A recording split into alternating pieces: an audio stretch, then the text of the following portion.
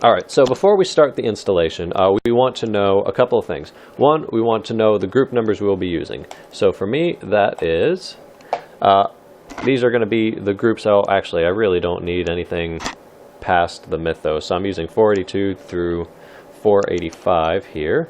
I'm just writing those down.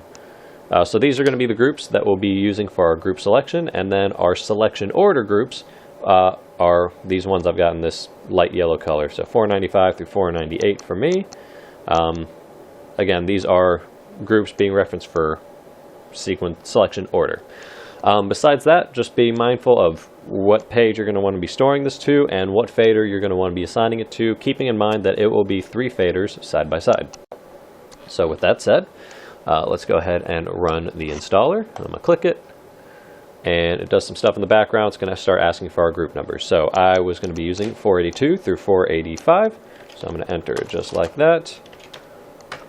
And it sees that I entered in a range of 4 groups, confirmed them, so we'll hit enter when we're done with that, and we're on to selection order groups. And you can enter them as through, or you can enter them separately. So 492, oh shit, that's not a, oh. It will also check to see if that group actually exists, so we see we're still in group 1 because I screwed up. It's always going to check to make sure that group actually exists. So 495 rather, 496, 497, 498. And press enter again with nothing. Page, I'm going to be using page 90. It's going to check. It sees that that page does already exist. It will also check to see if anything's in the way. Right now it's telling me nothing's in the way, but the page will be renamed. So if I want to continue, I say OK. It'll do its stuff, and it's in the patch right now. We're going to be locked out for just a moment because I also have MA3D running.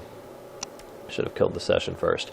Now it's asking where we want to assign the effect. So let's say 21 through 23 over here. So I'm going to say 82.21, and we need to make sure that we enter it in page.executor format. I hit enter on that, and it's done. So once we're done, we need to pay attention because it's going to give us some information that we're going to need to use later, which kind of got wiped out by it resetting the engine after installation. It tells us the view number that's generated, and we're going to want to know that so we can assign that to a view slot. It'll tell us which layout was generated, which is also going to be relevant to that view. Macros, blah, blah, blah. The rest of this is not too consequential, but the view number, layout number. So we're dealing with view number 47, which means I'm going to say assign view 47 here so that it will be here. You'll notice when you click on the view that the layout is not linked to the correct layout. The layout view is not linked to the correct layout. That is an MA thing. There's nothing I can do about that. So you have to go in, select the correct layout, and then store that into your existing view. And there's that. So we'll notice if we look at our installation that as we did update the group options that were available, it did indeed create us an extra group.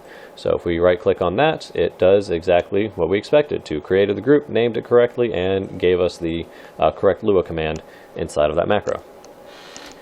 So that's the basics of the installation. Trying to think if there was anything else to hit on. I don't know if for whatever reason we start with any.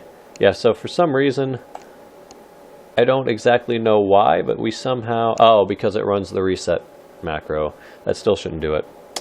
Well, if I can't figure out how to get rid of this, just be mindful to go in and, hit your reset groups macro afterwards, just to make sure that we clear out any excess crap. So yeah, now we have none. I'll check and see why it's doing that.